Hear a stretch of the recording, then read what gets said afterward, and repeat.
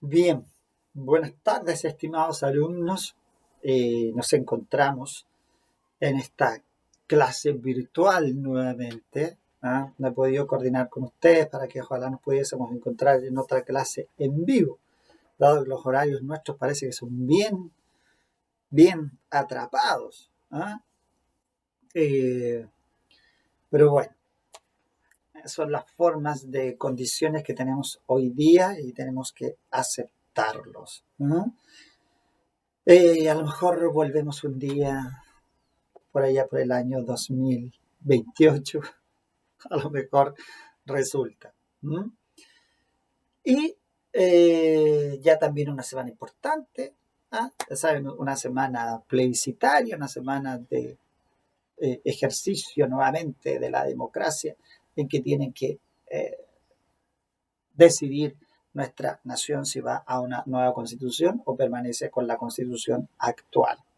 Así que tiene que ser una semana en ese sentido de, de reflexión en la decisión, de conocimiento para tomar una decisión fundada y también de compartir el conocimiento que ustedes tienen con sus eh,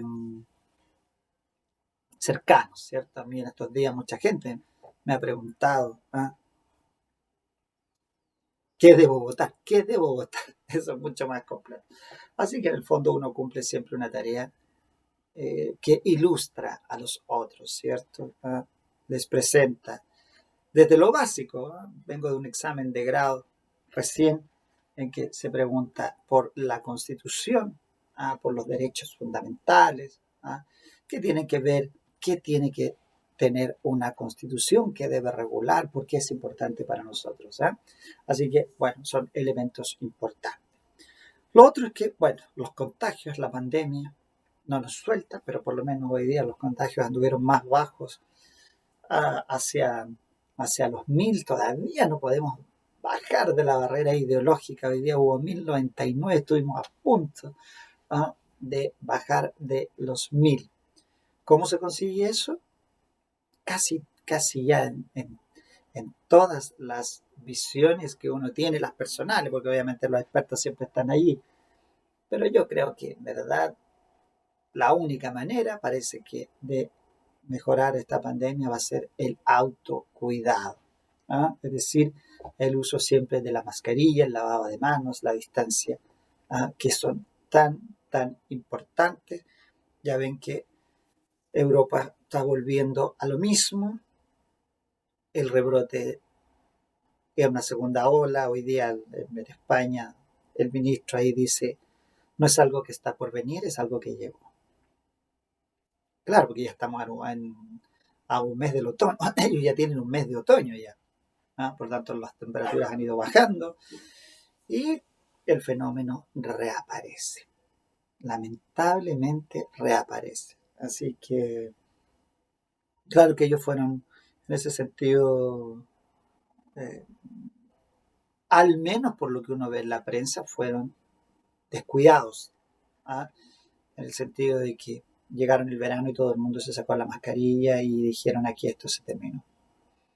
Bueno, ahora se están asumiendo las consecuencias. Nosotros vamos hacia el verano, ya sabemos que la mascarilla, aunque hagan 30 grados de calor, va a haber que usarla exactamente igual.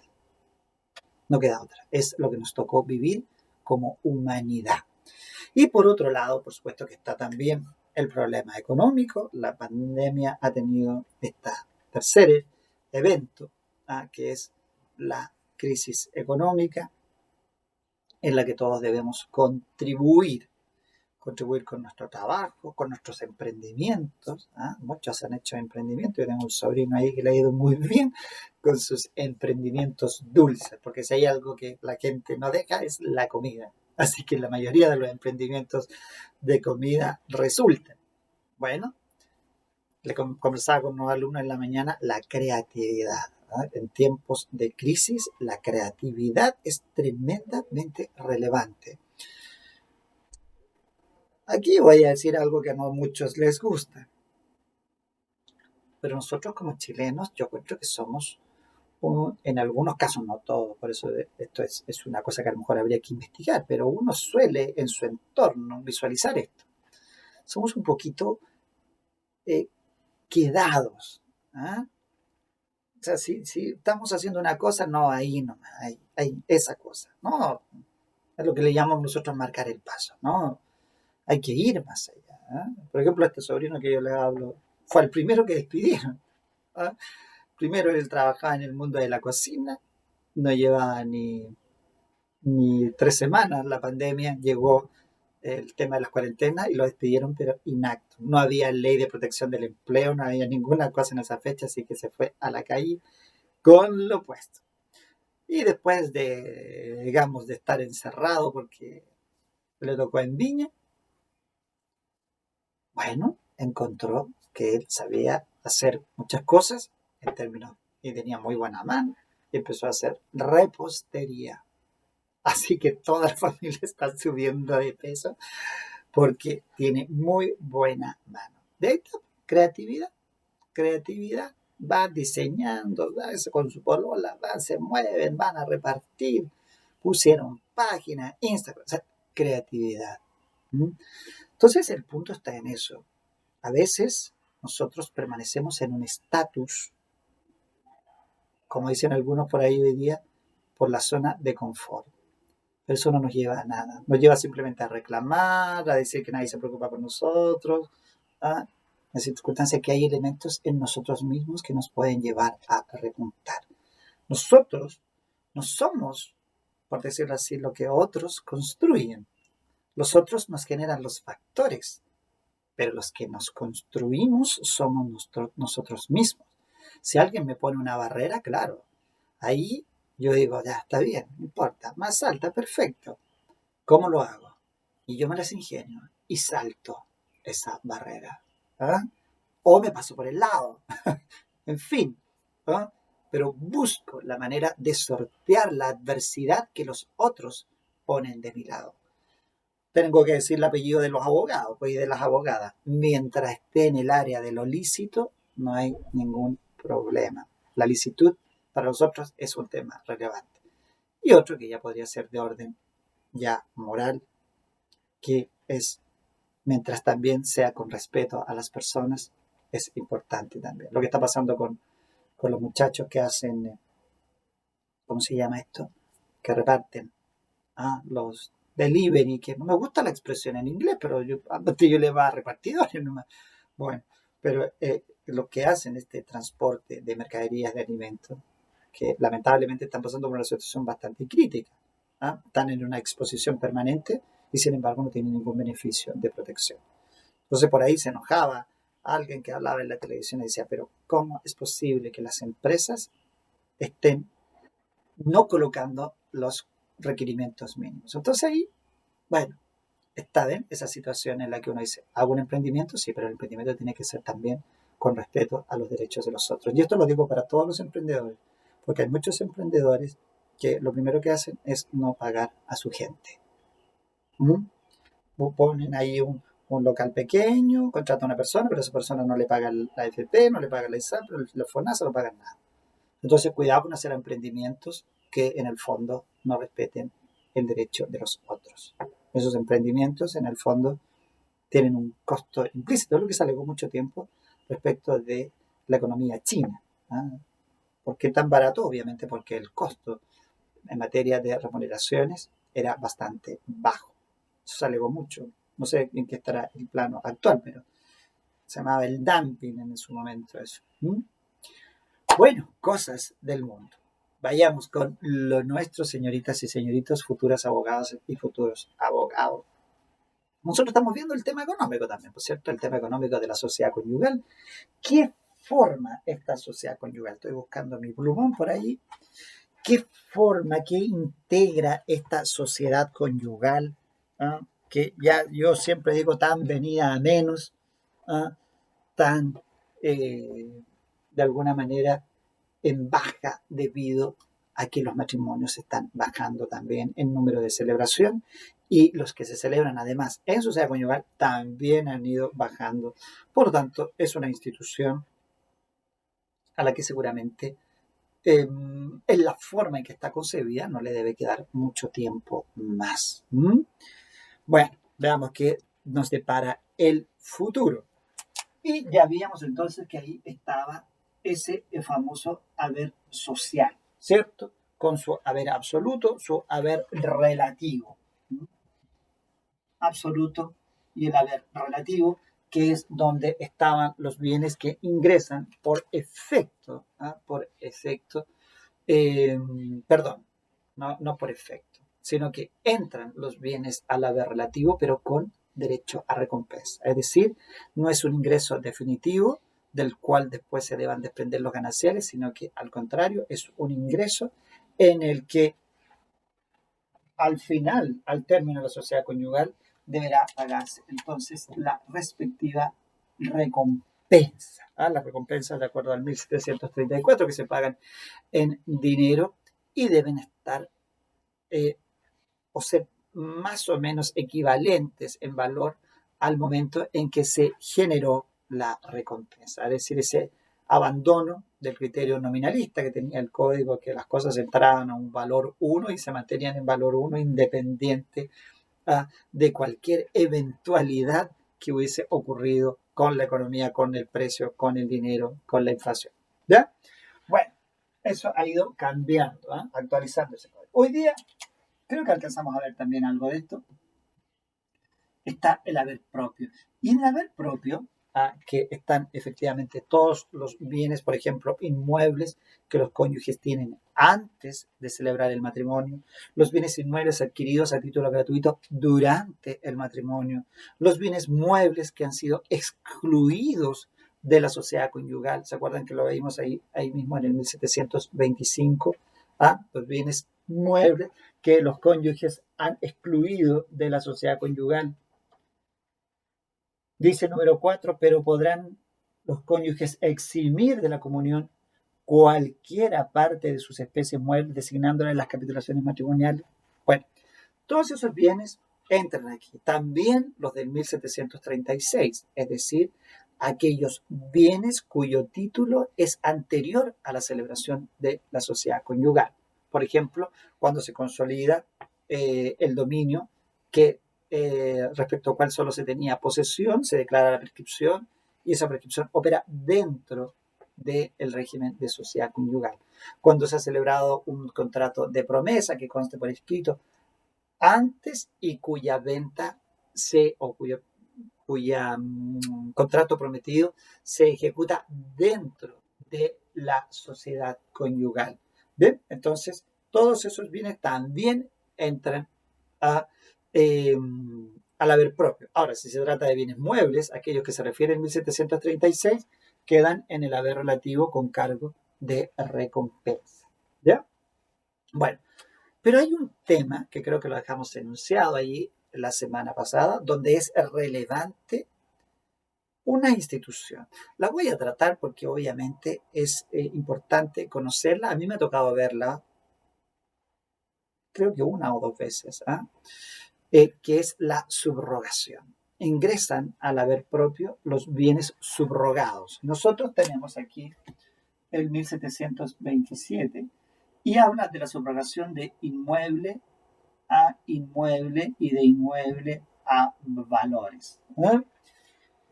Ustedes el concepto de subrogación ya lo conocen, cuando se estudia el pago con subrogación, ¿cierto? Resulta que un tercero efectúa el pago al acreedor y entonces se subroga en los derechos del acreedor para después poder perseguir al deudor. Esa subrogación nosotros la conocemos como subrogación personal.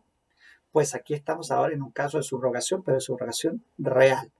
Un bien, en este caso un bien inmueble, pasa a ocupar el mismo lugar jurídico que tenía otro inmueble que era de propiedad de los cónyuges, o cuando ese inmueble que se adquiere durante la vigencia de la sociedad conyugal ha sido adquirido con valores que los cónyuges destinaron a ese fin, en las capitulaciones matrimoniales. O sea, se subroga. El inmueble pasa a ocupar el mismo lugar jurídico que tenía el inmueble anterior, o el inmueble pasa a ocupar el mismo lugar jurídico que en términos patrimoniales representa el dinero que se destinó a ello en las capitulaciones matrimoniales. Bien, Bueno, celebradas con anterioridad al matrimonio. Esa subrogación, sin embargo, debe hacerse dentro de ciertos parámetros. Y esos parámetros están indicados ahí en el 1733 y básicamente se refiere a tres elementos. El primero, que efectivamente cuando hablamos de subrogación de inmueble a inmueble, tiene que haber un ánimo de subrogar, tiene que haber una declaración ¿ah? que efectivamente está operando la institución de la subrogación. ¿Ah? Respecto, por ejemplo, si yo tengo un departamento que cuesta 70 millones, antes de contraer el matrimonio, durante el matrimonio lo vendo y compro otro de similar característica, también 70 millones, se produce entonces una subrogación. Porque lo lógico debería ser que si durante la sociedad conyugal yo vendo ese inmueble, el ingreso que recibo, ese dinero, debiera ingresar a la sociedad conyugal porque es a título oneroso que estoy recibiendo ese dinero, ¿cierto? Y si me compro con ese dinero un inmueble, debiera ingresar a la sociedad conyugal porque es un inmueble adquirido a título oneroso. Pero no ocurre ello porque está la subrogación. Por lo tanto, tiene que haber ánimo de subrogar, pero también tiene que haber equivalencia de los valores que se involucran en la operación. ¿eh? No solo la declaración o el ánimo de subrogar tiene que quedar expresado en el instrumento en el que se vendió el inmueble y en el instrumento en el que se adquiere el inmueble. Tiene que quedar expresado. Y el valor tiene que ser el valor que efectivamente calce con lo vendido, con lo comprado.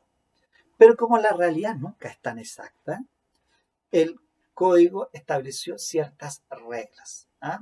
Pasado cierto nivel de precio, no va a operar la subrogación y podría que el bien ingresar al haber social o mantenerse el haber propio, pero con cargos.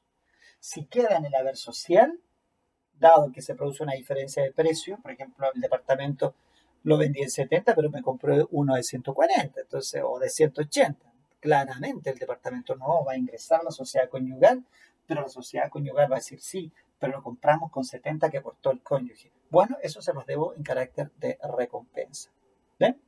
A la inversa, si en definitiva yo me compré o tenía un departamento de 140 millones, estoy poniendo precios estratosféricos para poder jugar, ¿no? Alguien me dirá, no, podría ser de 50, podría ser de 20, pero ya no hay en este país, lamentablemente, inmuebles baratos, no hay inmuebles baratos. De hecho, me acaba de llamar un colega que le fue bien, rogó para que un colega chico, un hombre joven ahí, que le dieron un crédito hipotecario y se lo dieron, se lo dieron. Y ahí uno ve el precio en el que están los inmuebles, en departamentos muy pequeñitos, de escasos metros cuadrados y sin embargo a un valor muy alto. ¿No? Bueno, temas que hay que también visualizar para los cambios futuros. Entonces, en ese caso, si yo, por ejemplo, tenía un departamento que costaba 100 millones de pesos y durante la vigencia quiero deshacerlo, lo vendo y al final lo vendo, supongamos, en, voy a poner un precio así radical, 50 millones de pesos. No me alcanza para comprar otra cosa. Entonces alguien podría decir, ¿qué pasa con esos dineros? O bien, precisamente, el dinero que yo efectivamente recibí, supongamos que lo vendí en los 100 millones de pesos y me compré uno por 50 millones de pesos. O sea, me compré uno mucho más barato. ¿eh? Bueno, veamos. ¿Qué dice el 1733? Dice, para que el inmueble se entienda subrogado a otro inmueble de uno de los cónyuges, es necesario que el segundo haya sido permutado por el primero o que vendido el segundo durante el matrimonio se haya comprado con su precio el primero y que la escritura de permuta o de venta de compra se exprese el ánimo de subrogar. Ahí está básicamente, obviamente suprimí algunas expresiones ahí, pero para en el fondo que se dé a entender. Puedo permutar, puedo comprar, pero tengo que hacerlo con el inmueble que yo tenía y producir ese, porque así se produce la subrogación. Pasa a ocupar el mismo lugar jurídico.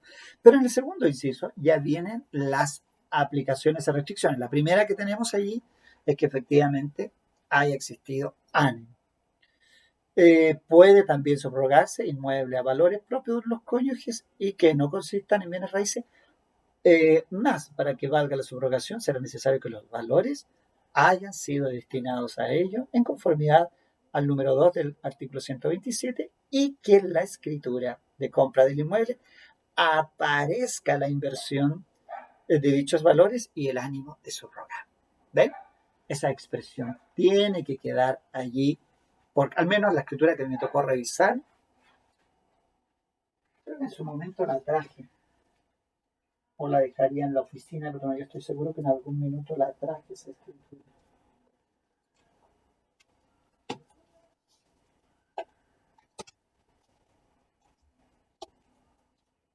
Bueno, por ahí debe. No, parece que no la ando trayendo.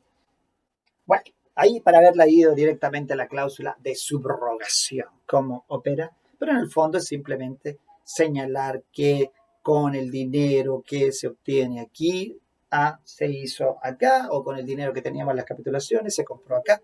Esa declaración tiene que constar, esa declaración tiene que estar. ¿Bien? Ahora, aquí es donde ahora viene la regla del valor. Tercer inciso. Si subroga una finca a otra y el precio de venta de la antigua finca excediera el precio de compra de la nueva, la sociedad deberá recompensa por este exceso al cónyuge subrogante, y si por el contrario el precio de compra de la nueva finca excediere del precio de venta de la antigua finca, el cónyuge subrogante deberá recompensa por este exceso a la sociedad. ¿Se fija?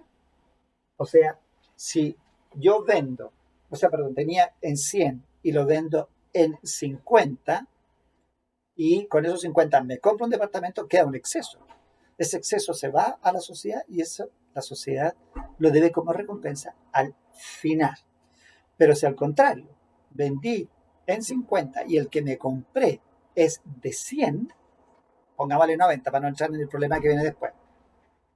Vendí en 50 y me compré uno que era de 80, ya, de 80. Entonces ahí no tenía 30 yo. ¿Y de dónde salen esos 30? Esos 30 me los prestó a la sociedad. Entonces yo me quedo con el departamento, pero le debo en recompensa a la sociedad 30, matemáticamente. Pero todavía nos queda una situación más.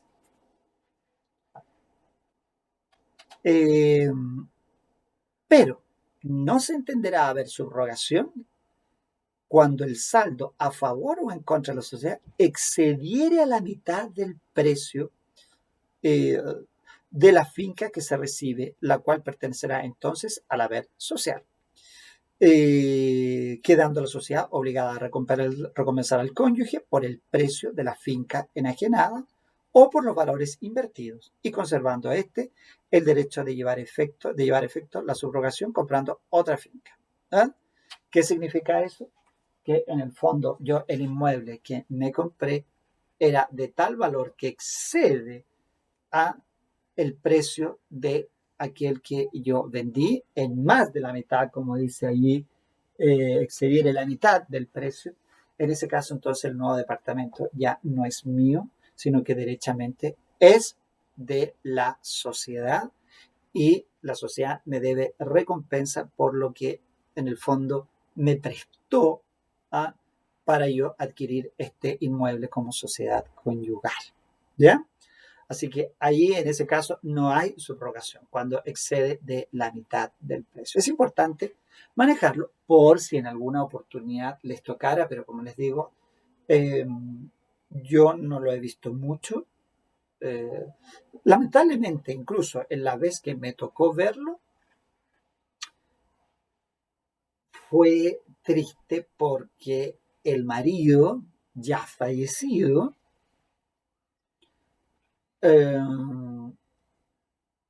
compró el inmueble que la cónyuge entendía que era un inmueble social, pero resulta que no lo era porque él lo compró con esta cláusula de subrogación y por lo tanto ella, que pensaba que iba a ser el hogar de ambos, no lo fue, se mantuvo como un haber propio, mantuvo en el haber propio del cónyuge y resulta que muchos años después, estoy hablando de 20 años después, él falleció y ella se vino a enterar recién que el bien en el que habitaba era un bien propio y no un bien de la sociedad conyugal.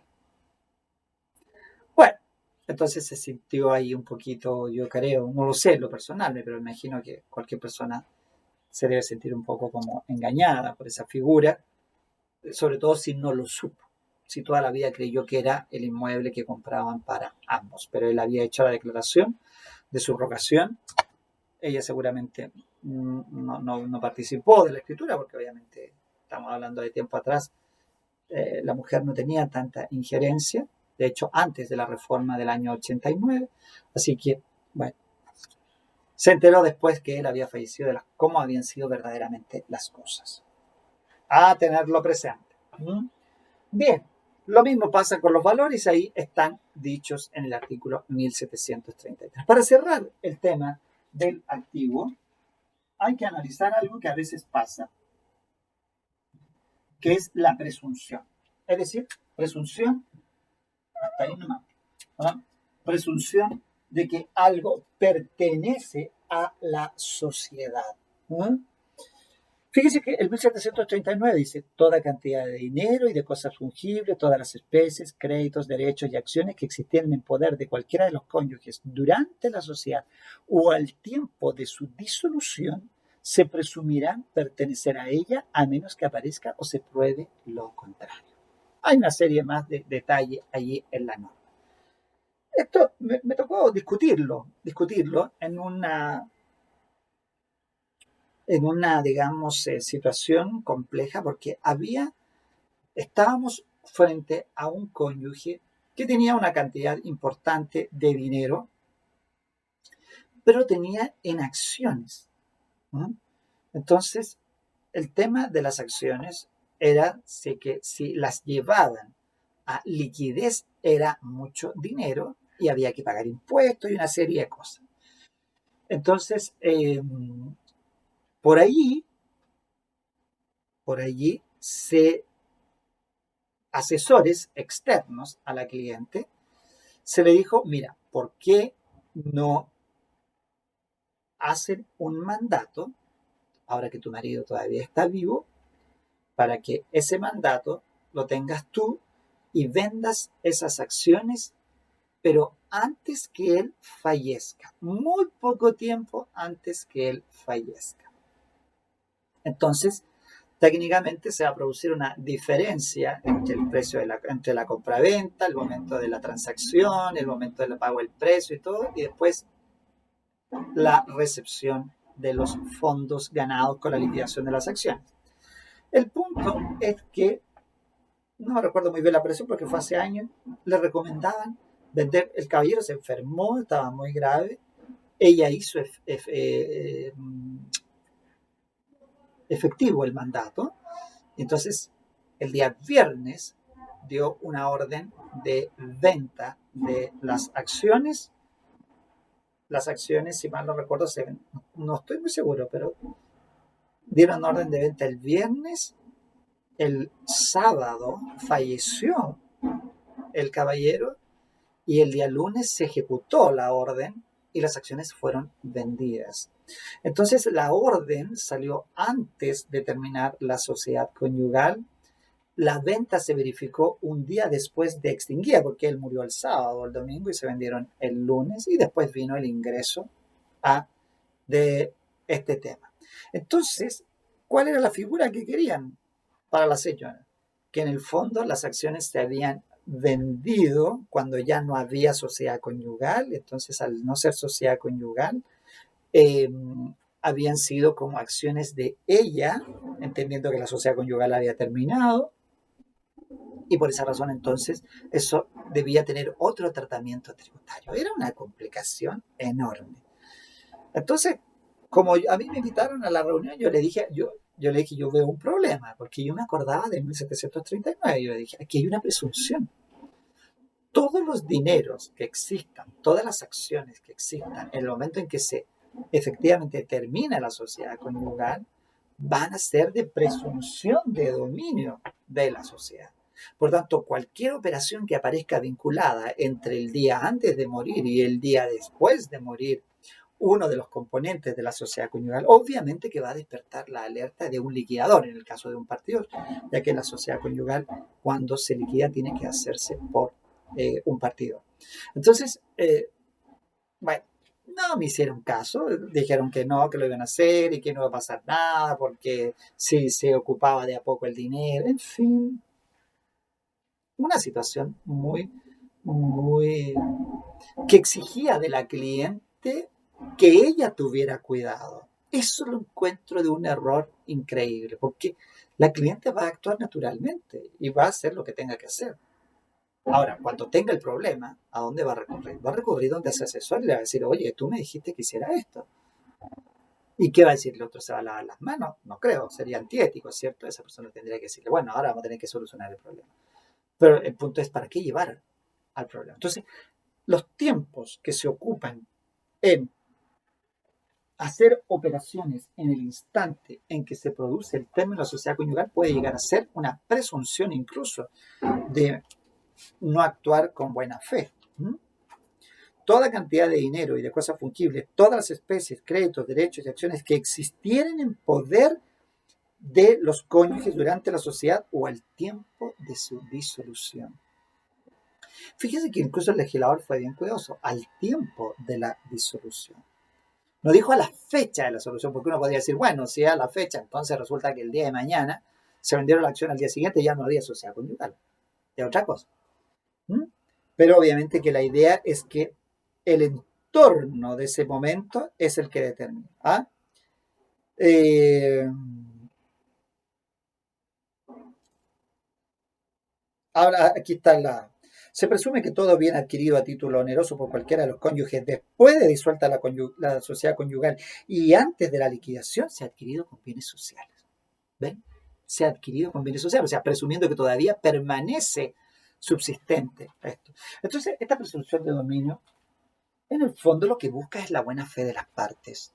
No hagas transacciones en el instante en que se produce el término de la sociedad conyugal, porque obviamente el legislador lo que quiere es que las acciones, en este caso, sean acciones de buena fe y no que, como la sociedad conyugal termina de inmediato por el efecto de la muerte del cónyuge o de la cónyuge, claramente quedan vivos ciertos actos. Por ejemplo, un mandato del cual no se ha tenido conocimiento.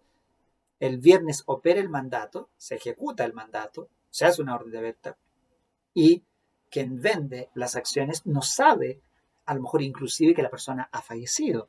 Cuando muerto el causante, se detiene la administración de la sociedad conyugal. Ese mandato inclusive caducó en el instante en que se produjo la muerte del marido.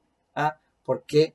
Porque efectivamente el mandato termina con la muerte del mandante. Entonces, bueno, eso es para que tengan cuidado con hacer operaciones que estén alrededor de este periodo. Lo mismo que los testamentos, por ahí también. Personas que hacen testamentos justo cuando la persona murió y generan un testamento solemne,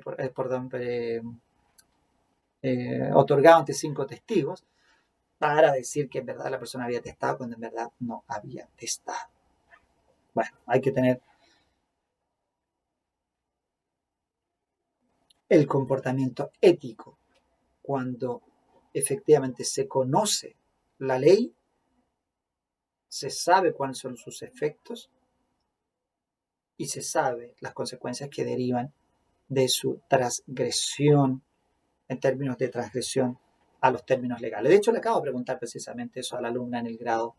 ¿Existen límites? ¿Existe legalidad en el derecho civil? Entonces, la alumna me respondía que sí. Claro, porque por eso se habla de causa lícita, de objeto lícito, de consentimiento sin vicios. ¿Ven? El legislador también prevé que tiene que existir límites porque no puede hacerse lo que uno quiera. Bueno, interesante. Bueno, dejamos entonces el haber propio, dejamos el haber de la sociedad conyugal y pasemos a la parte, digamos, contraria, a la parte contraria del haber. que es el pasivo. ¿Ah? El pasivo de la sociedad conyugal. Así como hay un activo, también hay un pasivo. Aquí tenemos el 1740 que nos indica qué es lo que debemos tener presente. Aquí hay que hacer una diferencia, la hacía ya el profesor René Ramos, en dos conceptos que son conocidos como la obligación a la deuda y la contribución a la deuda. Pero para eso hay que tener presente lo siguiente. La sociedad conyugal tiene una vigencia, ¿no? Tiene una vigencia en el tiempo. Entonces, durante la existencia, vamos a decirlo así, de la sociedad conyugal, el que, lo vamos a ver después, administra es el marido. Por tanto, el marido que administra la sociedad conyugal sabe que la sociedad conyugal es la obligada. ¿Obligada a qué? Al pago de las deudas, ¿no? Todo ese tiempo, entonces, se conoce como la obligación a la deuda. ¿Qué significa? Que durante todo este periodo es la sociedad conyugal la que debe pagar por regla general. ¿Mm? Por regla general. Entonces, aquí, durante todo este periodo, desde que se inicia la sociedad conyugal y hasta que termina, hablamos de la obligación en la deuda y durante ese periodo es la sociedad conyugal la que tiene que pagar. Frente al tercero sabemos que es el marido el que paga, pero hacia la interna sabemos que es la sociedad conyugal la que tiene que pagar. Pero cuando se termina la sociedad conyugal, viene otro punto. Saber quién debía de pagar verdaderamente una deuda. A eso se le llama entonces la contribución a la deuda, ¿no? ¿Quién debe soportar realmente en su patrimonio el peso de esa carga que se pagó durante el matrimonio? ¿Ah? Supongamos allí en agosto del 2015 se pagó una tremenda deuda que tenían los cónyuges o los chocaron, tuvieron que pagar una deuda, tomaron un crédito, no pudieron pagarlo, comprar una casa o comprar un auto, quedaron debiendo saldos, en fin, hay una serie de deudas que se pueden haber generado. Entonces, todas ellas las pagó la sociedad conyugal porque la sociedad conyugal está obligada a pagar durante la vigencia de la sociedad conyugal. Pero terminada la sociedad conyugal, hay que ver quién es el que en definitiva debe soportar en su patrimonio el pago de la deuda. Y en ese caso puede ser que deba soportarlo la sociedad conyugal, deba soportarlo el marido o deba soportarlo la mujer. Eso hay que determinarlo entonces en el instante en que se produce el término de la sociedad conyugal, ¿no? Término de la sociedad conyugal. Terminó este día, ¿no? Por divorcio, por nulidad, por muerte de uno de los cónyuges, en fin, como sea que haya terminado la sociedad conyugal, pacto de modificación del régimen. De aquí hacia atrás, la sociedad siempre habrá estado obligada a pagar las deudas, por eso se habla de obligación a la deuda, pero de aquí para adelante hay que ver quién carga en su patrimonio con la deuda. Y esa contribución a la deuda tendrá que hacerla o la sociedad conyugal, si tiene que pagar y soportarla, o tendrá que hacerlo el marido en su patrimonio, o tendrá que hacerlo la mujer en su patrimonio. Dicho esto, entonces, establecido cuál es la regla, el código nos señala entonces cómo funciona eh, así. ¿Cómo funciona el pasivo? Y el pasivo, al igual que en el haber, hay un pasivo real y hay un pasivo aparente, ¿eh? O para algunos es el pasivo definitivo o el pasivo temporal. ¿Por qué? porque en el pasivo real significa que la sociedad debe pagar, pero no va a recibir nada a cambio cuando llegue el momento de la contribución a la deuda. En cambio, es aparente cuando la sociedad lo paga, pero después tiene derecho de cobrarse en uno de los dos patrimonios que restan, el de marido o el de la mujer. ¿Dónde está esto? En el artículo 1740, que al respecto nos dice, fíjese cómo parte la norma, dice, la sociedad es obligada al pago y en esa obligación nos da 5 numerales. ¿Cuáles son esos 5 numerales? Veamos. Primero, ¿qué debe pagar? Dice, de todas las pensiones e intereses que corren contra la sociedad, sea contra cualquiera de los cónyuges, y que se devenguen durante la sociedad. ¿Ya? Aquí estamos hablando de pensiones e intereses. Dice, ojo, que sea contra la sociedad o contra cualquiera de los cónyuges. Pongamos el ejemplo más dramático, que es el de los intereses. Por lo tanto, si los cónyuges, por ejemplo, se compraron una casa con crédito hipotecario, por tanto están pagando intereses por esa casa, significa que esto está aquí, en el pasivo real, el pasivo definitivo que va a tener que pagar la sociedad, y están allí los intereses.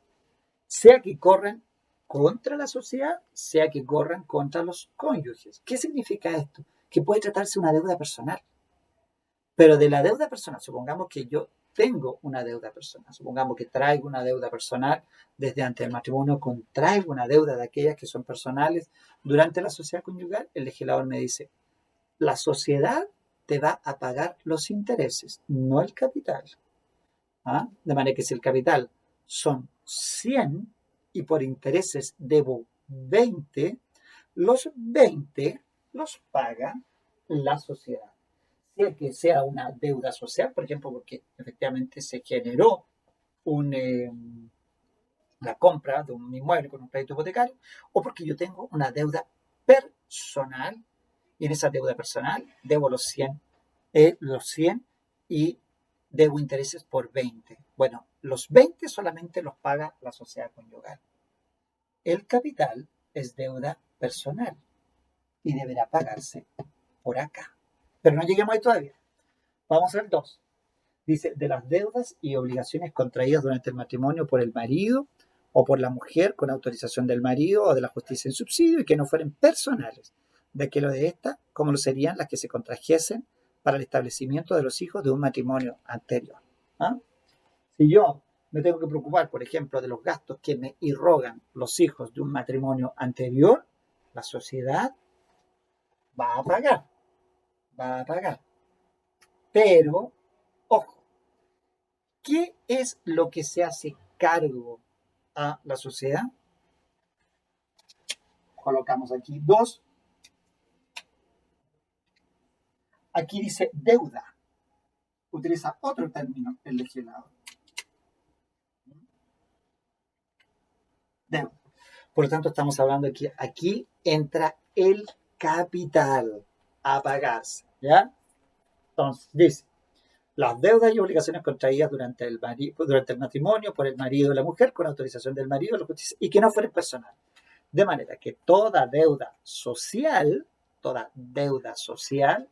se paga por la sociedad y la sociedad finalmente después tiene que soportar su cargo. No puede ir y cobrarlo. Pero habla de deuda. Por tanto, los intereses ya fueron considerados en el número 1 y dice que la sociedad sí los tiene que pagar. Cuando aquí habla de deuda, para separarlo de lo anterior, debemos entender que se refiere al capital. De manera que la sociedad, por ejemplo, paga los intereses, sea que se trate de deuda social o se trate de deuda personal. Pero cuando se trata de capital, solo pagan deudas que tengan capital social. ¿Ya? Esto tienen que llevarlo con mucha finura, porque uno se suele perder. Los intereses los paga la sociedad están en el pasivo real, el pasivo absoluto, el pasivo definitivo, ¿ah? Y pueden ser intereses de deudas sociales, pueden ser intereses de deudas personales. No hay problema, paga todo. Pero en el número 2, cuando estamos hablando de pagar el capital, la sociedad solo paga deudas, perdón, solo paga el capital de la deuda siempre y cuando se trate de una deuda social. Porque si es de una deuda personal, la sociedad lo va a pagar, pero se va a recompensar después. Es decir, va a estar acá, en el pasivo aparente. Lo paga la sociedad, pero con cargo a recompensa. Vayamos a lo que dice el inciso segundo del número 2. Dice, la sociedad, por consiguiente, es obligada con la misma limitación al lasto de toda fianza, hipoteca, prenda constituida por el marido. Está hablando ahí de las obligaciones accesorias. Cuando habla del lasto significa del pago, ¿no?, de esas obligaciones. Nos saltamos al numeral, estamos en el numeral 2, nos vamos a saltar al numeral 4. ¿Qué nos dice el numeral 4? El numeral 4 nos dice, de todas las cargas y reparaciones usufructuarias de los bienes sociales o de cada cónyuge. ¿Ah? Esto ya lo habíamos visto antes, ¿se acuerdan? Cargas, reparaciones. Pero aquí nuevamente el legislador dice, tanto de bienes sociales como de bienes propios de cada cónyuge. ¿Por qué? ¿Se acuerdan que allá en el 1725, número 2, la sociedad se hace dueña de los frutos de los bienes propios sin cargo de recompensa, es decir, sin tener que restituir? Pues aquí, como contrapartida, dice el profesor René Ramos, los gastos que efectivamente deben, o mejor dicho, los gastos en los que se incurre para reparar, para mantener esos bienes de los inmuebles o de los bienes propios de los cónyuges, mejor digo, tiene que hacerlo la sociedad. Pues claro, porque si se queda con los frutos, justo es que ella también se haga cargo de la reparación, dentro del pasivo real, dentro del pasivo absoluto, dentro del pasivo definitivo. ¿Ya? Bien. Y luego tenemos el quinto, del mantenimiento. ¿No?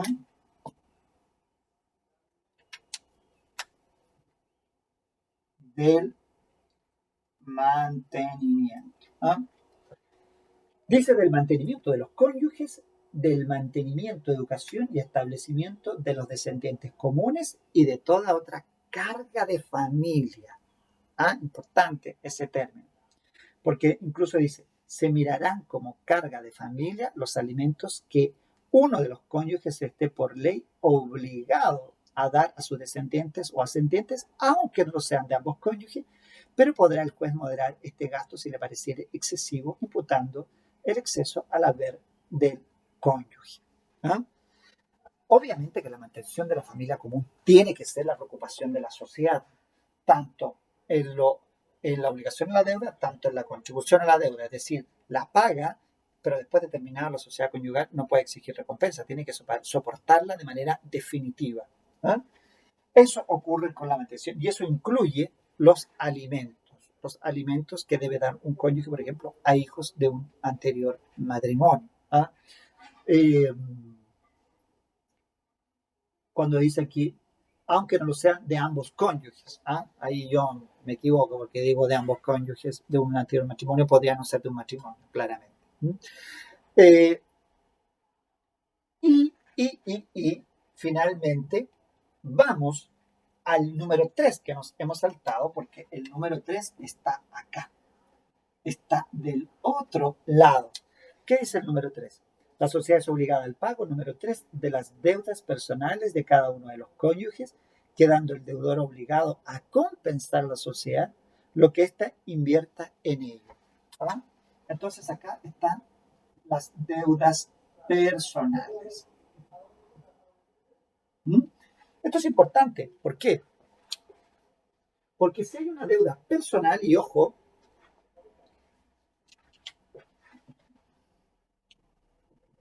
capital.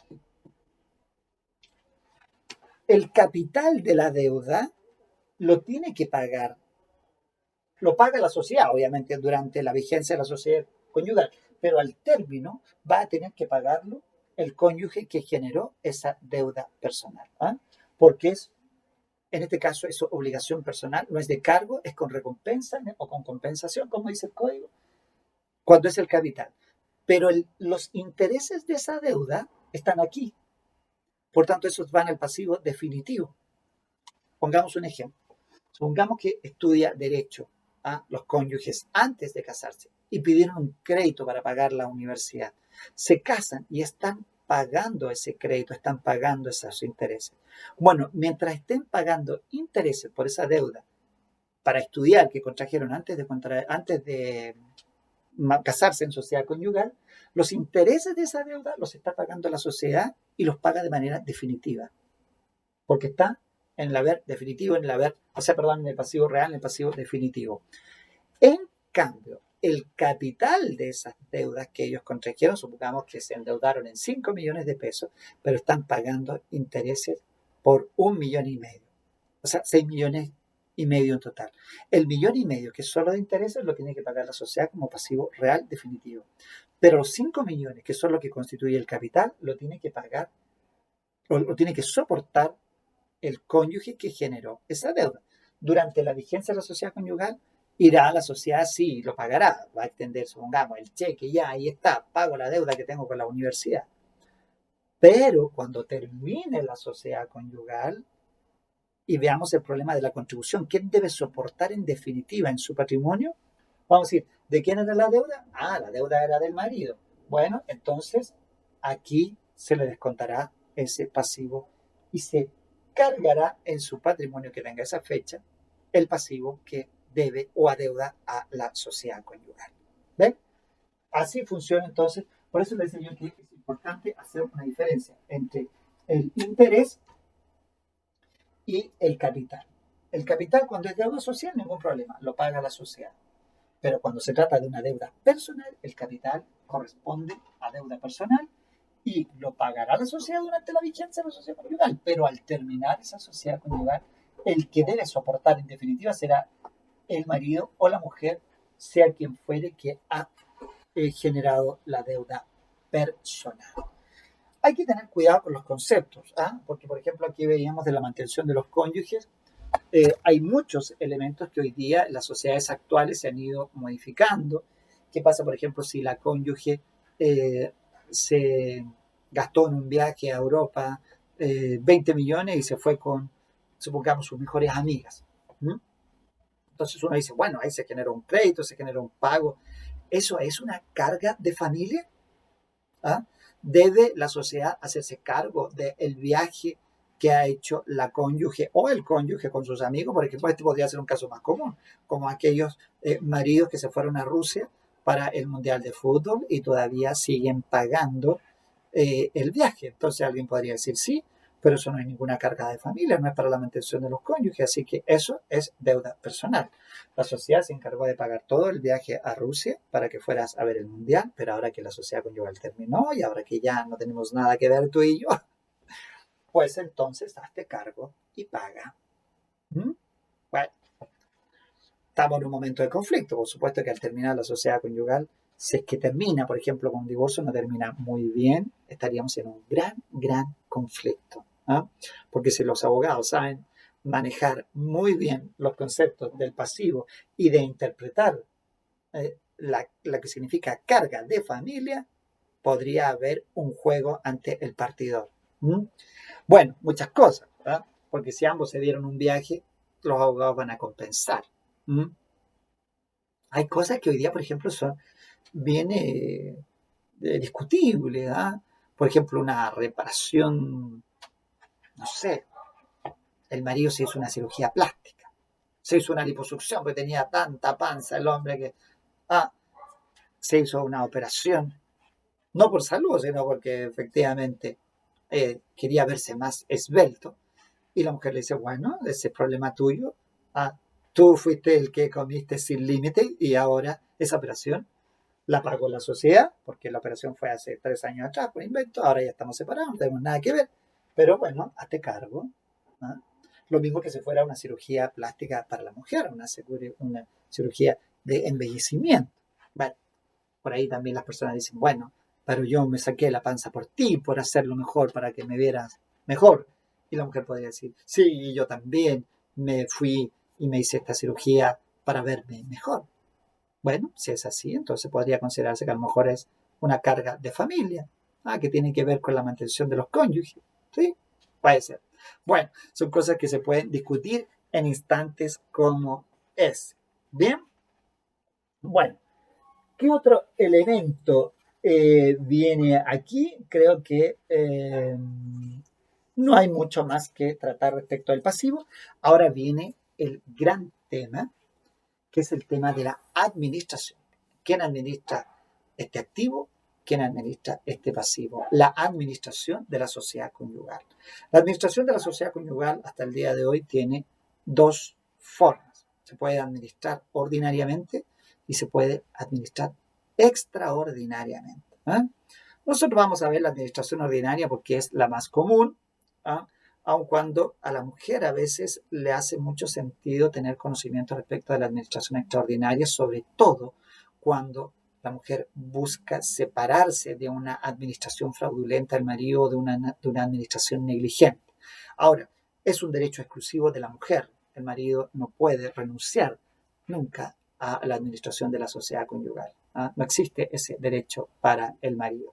Pero bueno, eso es el tema de la administración extraordinaria. En la administración ordinaria, lo que nosotros tenemos que ver es derechamente quién administra. Bueno, aquí hay todo el catálogo, esta pregunta se hace en los grados, artículo 1749, que se refiere a este punto, al de la administración. ¿Quién administra? Administra el marido, dice, en calidad de jefe de la sociedad conyugal. Muchas tiempos se ha mantenido esta expresión, que por supuesto para todas las damas presentes ya no se justifica por el tiempo en que estamos viviendo.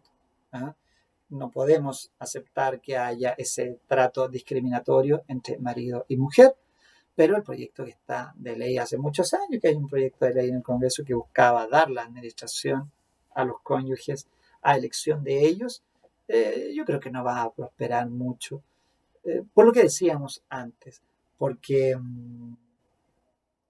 ya ha ido disminuyendo en importancia la sociedad conyugal. Entonces los nuevos matrimonios no optan por este sistema porque tienen sus vidas absolutamente diseñadas con sus propias visiones respecto de lo que es el patrimonio.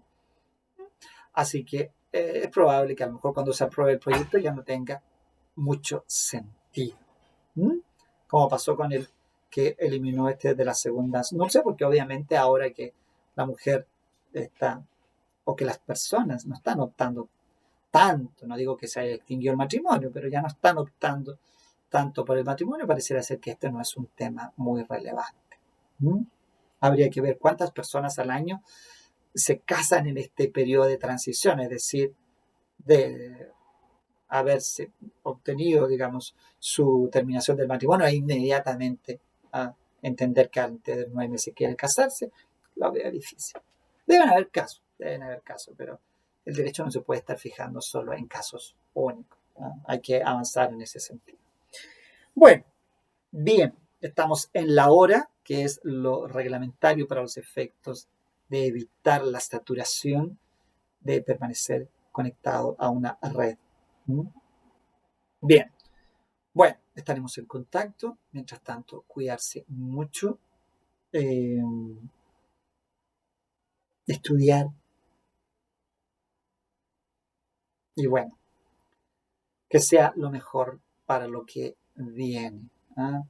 Lo que viene es algo importante, lo que viene es algo que en términos jurídicos, es trascendente. En la vida personal puede que las vidas de las personas a lo mejor no cambien mucho, y eso es a lo mejor lo que cuesta a veces dar a entender. Un proceso constitucional no es que al día siguiente del plebiscito tenemos un resultado y la vida cambió, no, porque no opera así, no ha operado nunca así. desde la Constitución del 33, la del 25 y la del 80, y eventualmente el cambio constitucional que se provoca ahora. Los efectos se generan en el tiempo y los cambios se producen en el tiempo. ¿Cómo opera el derecho? Ustedes lo saben y lo conocen mejor que yo, porque saben más derecho que yo. Bien, pues, que les vaya muy bien. Estamos en contacto, a seguir cuidándose y cuidándose mucho.